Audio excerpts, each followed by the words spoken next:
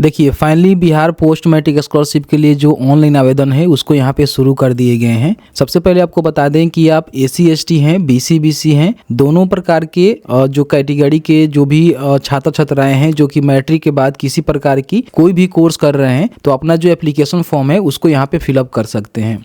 Post matric scholarship पे apply करने के लिए और ये मतलब इस पोर्टल पे आने के लिए सबसे पहले आपको easy2net.com सर्च करना होगा। फर्स्ट में आपको easy2net.com का जो ऑफिशियल वेबसाइट है देखने को मिलेगा। यहाँ पे देखेंगे तो आपको देखने को मिल जाएगा Bihar post matric scholarship apply online 2025। इस पे आपको क्लिक करना है। क्लिक करने के बाद सबसे पहले आपको बता दें कि 24-25 के लिए आपका जो एप्लीकेशन फॉर्म है वो शुरू किए गए हैं। हालांकि ये 25 में एप्लीकेशन फॉर्म शुरू किए गए हैं, 24 में ही शुरू होने वाला था लेकिन नहीं हो पाया। यहाँ पे देखेंगे तो 7 जनवरी से आपका जो एप्लीकेशन फॉर्म शुरू किया गया है, लेकिन लास्ट डेट कब तक रखे गए हैं इसको लेकर कोई अपडेट नहीं है। इसमें आप एसी एसटी से आते हैं, बीसी बीसी से आते हैं, मैट्रिक के बाद किसी प्रकार की कोई भी आप कोर्स कर रहे होते हैं तो आप इसके लिए अप्लाई कर सकते हैं। बाकी यहाँ पे किनको जो है कितना स्कॉलरशिप मिलता है इसकी भी जानकारी आप यहाँ पे चेकआउट कर सकते हैं। नीचे आने के बाद यहाँ पे देखेंगे तो आपको जो अप्लाई करने का लिंक मिलेगा, ठीक है। यहाँ से आप बीसी बीसी के लिए अप्लाई कर सकते हैं और यहाँ से आप एसी एसटी के लिए अप्लाई कर सकते हैं। लेकिन सबसे बढ़िया रहेगा कि इनका जो ऑफिशियल वेबसाइट है यहाँ पे आपको जाना है। यहाँ पे आएंगे तो आप देखेंगे कि इससे पहले 2024-25 केवल संस्थान के रजिस्ट्रेशन करने का जो है लिंक आपको देखने को मिला था, जैसे कि मैंने वीडियो बनाकर आप सभी को जानकारी दिया ही था, तो वाला लिंक यहाँ पे आपको देखने को मिलेगा। ठीक इसके नीचे देखेंगे तो एसटी एसटी के जो भी मतलब छात्र छात्राएं हैं यानी कि विद्यार्थी हैं उनका जो एप्लीकेशन फॉर्म है यहाँ पे शुरू कर दिया गया है 24-25 के लिए, और यहाँ पे देखेंगे बीसी बीसी का भी शुरू कर दिया गया है।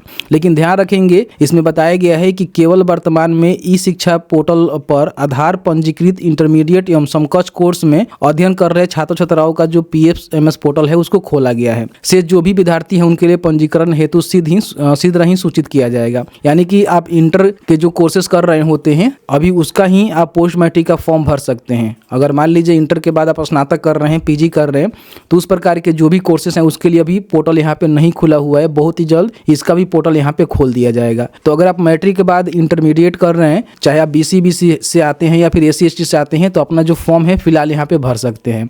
तो जिस भी कैटेगरी से आते हैं उस कैटेगरी के सामने आपको क्लिक करना होगा या फिर यहाँ पे भी आपको लिंक देखने को मिल जाएगा, यहाँ भी क्लिक कर सकते हैं। जैसे कि मान लीजिए मुझे बीसी बीसी का भरना है तो मैं इस पे क्लिक करूंगा। क्लिक करने के बाद देखेंगे तो आपके सामने जो है कुछ इस तरह से पोर्टल खुल के आता है। पूरी तरह से जो है न्यू पोर्टल आपको यहाँ पे देखने को मिलेगा। यहाँ पे देखेंगे तो देखिए यहाँ से लॉगिन कर सकते हैं, यहाँ से एप्लीकेशन का जो स्टेटस है चेक कर सकते हैं, यहाँ पे एसी एसटी के ऑफिशियल पोर्टल पे जा सकते हैं और यहाँ से जो इंस्टीट्यूट पोर्टल है उस पे आप जा सकते हैं। तो आपको सबसे पहले यहाँ पे रजिस्ट्रेशन करना है, ठीक है। तो रजिस्ट्रेशन करने के लिए स्टूडेंट के बटन पे जाएंगे, यहाँ पे क्लिक करेंगे तो आपको ऑप्शंस देखने को मिलेगा registration for BC EBC student, इस पे आपको क्लिक करना है।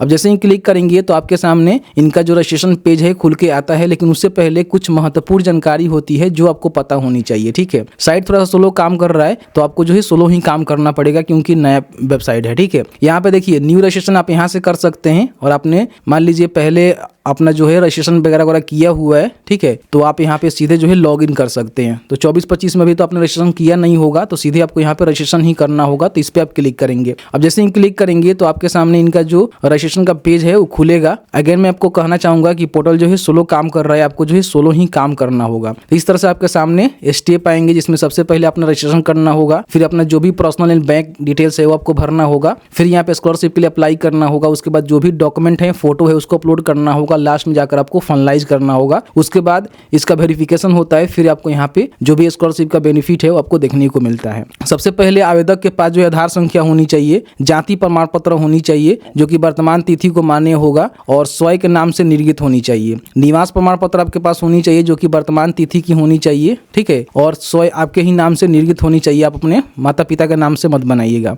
बाकी आपका जो आय प्रमाण पत्र है पोस्ट मैट्रिक स्कॉलरशिप 24-25 के अनुरूप वर्तमान तिथि को मान्य तथा माता पिता अथवा स्वयं से निर्गत होनी चाहिए। यानी कि जो आपका आय प्रमाण पत्र है आप चाहे तो अपने माता पिता में से किसी एक के नाम से बना सकते हैं और नहीं तो आप अपने नाम से भी बना सकते हैं, कोई भी दिक्कत नहीं है। क्योंकि जब भी आपका आय बनता है ना तो पूरा जो है परिवार का है उसमें इंक्लूड होता है, तो आप स्वयं के नाम से बना सकते हैं या फिर माता पिता के नाम से भी बना सकते हैं। लेकिन 24-25 के अनुरूप आपका होनी चाहिए, वर्तमान तिथि का होनी चाहिए, तो कहीं ना कहीं वो वैलिड हो पाएगा। बाकी यहाँ पे देख सकते हैं कि आपके पास बैंक खाता होनी चाहिए और जो भी आपका बैंक खाता है वो आधार सीडेड यानी कि डीबीटी लिंक इन होनी चाहिए, जिसके लिए हमने वीडियो बना दिया हुआ है कि कैसे लिंक इन करना होता है और किस तरह से चेक करना होता है कि आपका जो अकाउंट है डीबीटी लिंक्ड है या फिर नहीं है। यह बताया गया है कि प्रथम वर्ष के पाठ्यक्रम के लिए मेंटेनेंस शुल्क का दावा करते समय छात्रों को सत्यापन उद्देश्यों के लिए फी रिसिप्ट या फिर बोनाफाइड पर अपनी एडमिशन डेट प्रदान करने की आवश्यकता होगी। ये जानकारी यहाँ पे बताया गया है। तो आपको यहाँ पे एक्सेप्ट करना है, ठीक है, कि मैं सभी जानकारी को पढ़ लिया हूँ, सभी मेरे पास जानकारी है। अब यहाँ पे आपको कंटिन्यू के बटन पर क्लिक करना है और यहाँ पे ओके के बटन पे आपको क्लिक कर देना है। आपके सामने रजिस्ट्रेशन पेज यहाँ पे खुल के आता है, जहाँ पे सबसे पहले स्टूडेंट का जो नेम है ना आधार के अनुसार यहाँ पे लिखना है। फादर का नेम, मदर का नेम यहाँ पे लिखेंगे। अपना जो भी डेट ऑफ बर्थ है सर्टिफिकेट के अनुसार यहाँ पे जो भी कैलेंडर दिया गया इसके माध्यम से आप यहाँ पे चूज कर लेंगे। सबसे पहले आपको ईयर चूज करना होगा, तो यहाँ से अपना ईयर बताएंगे, ठीक है। उसके बाद मंथ और डेट बताएंगे, तो इस तरह से आपका डेट ऑफ बर्थ चयन हो जाएगा। फिर यहाँ पे जेंडर बताएंगे कि आप मेल हैं कि फीमेल हैं। कैटेगरी बताएंगे कि बीसी है कि ईबीसी है। देखिए बीसी ईबीसी का अलग फॉर्म फिलअप होता है और एससी एसटी का जो है अलग लिंक होता है। तो यहाँ पे अगर आप एससी एसटी से हैं तो इस लिंक पे जाएंगे, बीसी बीसी से है तो मैं आपको बता ही रहा हूँ, ठीक है। तो इसमें जो भी कैटेगरी से आते हैं उस कैटेगरी का सिलेक्शन कर लेंगे। फिर यहाँ पे देखेंगे तो अपना जो भी कास्ट है ना वो आपको बताना होगा कि आप जो है कौन से कास्ट से आते हैं। तो यहाँ पे जाति का लिस्ट आपको देखने को मिल जाएगा, तो अपना जो भी जाति है उसका सिलेक्शन आपको कर लेना है। यहाँ पे अपना जो भी होम डिस्ट्रिक्ट है उसको बताना है कि आपका होम डिस्ट्रिक्ट कहाँ है, ठीक है। उसके बाद देखिए 2024-25 के लिए अप्लाई कर रहे हैं, क्योंकि 23-24 के लिए अप्लाई हुआ ही था, अब 24-25 के लिए यहाँ पे अप्लाई हो रहा है। यहाँ पे इंस्टीट्यूट का जो डिस्ट्रिक्ट है वो बताएंगे कि जहाँ पे आप पढ़ाई कर रहे हैं वो जो है कौन से डिस्ट्रिक्ट में है। तो हो सकता है कि आप गोपालगंज से हैं, आपका एडमिशन हो सकता है कि पटना में होगा, तो उसी जगह को आपको बताना होगा।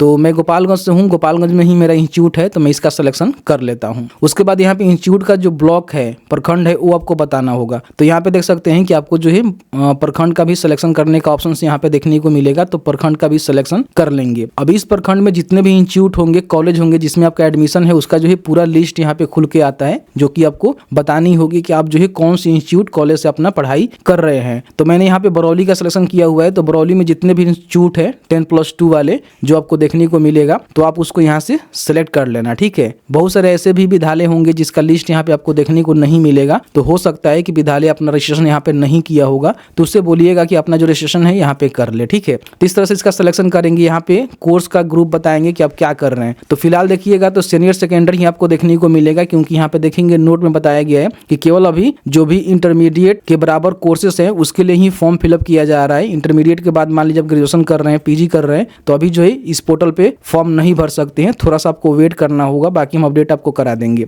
तो फिलहाल आप इंटर कर रहे हैं, जैसे कि मान लीजिए 11वीं में है, 12वीं में है, तो आप यहाँ पे फॉर्म को भर सकते हैं। फिर यहाँ पे देखेंगे आपसे पूछा जा रहा है कि यहाँ पे देखेंगे कि अप्लाइंग फॉर कौन से मतलब जैसे कि आप आर्ट्स कर रहे हैं, कॉमर्स कर रहे हैं अथवा या फिर किसी प्रकार की साइंस वाले कोर्सेज कर रहे हैं। जैसे कि मान लीजिए बहुत सारे बच्चे जो इंटरमीडिएट में साइंस लेते हैं, कोई आर्ट्स लेता है, कोई यहाँ पे कॉमर्स लेता है, तो जो भी आपका मतलब स्ट्रीम है उसको बताएंगे कि आप जो है कौन से स्ट्रीम से अपना इंटरमीडिएट कर रहे हैं, ठीक है। तो उसकी जानकारी यहाँ पे आपको बताना होगा। फिर यहाँ पे कोर्स का ईयर आपको बताना होगा, ठीक है। तो जैसे कि मान लीजिए आप 11वीं क्लास में हैं तो फर्स्ट डालेंगे, अगर आप 12वीं क्लास में चले गए हैं तो फिर अपना जो है सेकेंड डालेंगे। तो मैं 11वीं क्लास में हूँ, तो यहाँ पे मैं इसका ही सिलेक्शन कर लेता हूँ, क्योंकि 24-25 के हिसाब से आपको फॉर्म भरना है, ध्यान रखिएगा, ठीक है। अभी 25 चल रहा है, लेकिन 24-25 जो है एकेडमिक ईयर के लिए ही फॉर्म आप फिलअप कर रहे हैं, तो उसके अकॉर्डिंग ही आपको जानकारी भरना होगा। यहाँ पे आपको टिक करना होगा कि मैं इसके अलावा कोई और भी कोर्स यहाँ पे कंप्लीट नहीं कर रहा हूँ, तो यहाँ पे आपको टिक कर देना है, ठीक है। फिर यहाँ पे देखेंगे तो अपना जो भी ईमेल आईडी है आप यहाँ पे डाल सकते हैं, हालांकि इसको छोड़ भी सकते हैं, क्योंकि यहाँ पे स्टार मार्क नहीं लगा हुआ है, तो आप इसको छोड़ सकते हैं। बाकी अपना मोबाइल नंबर यहाँ पे डालेंगे,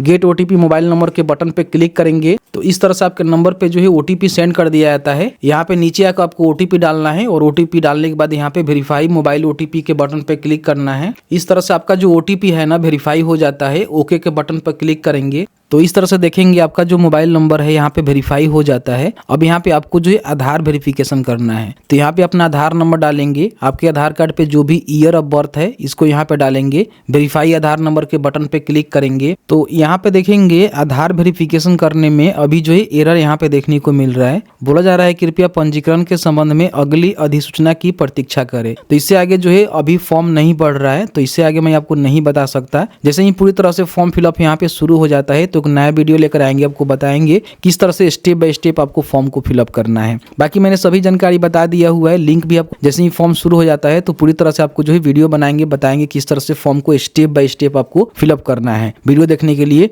बहुत बहुत धन्यवाद।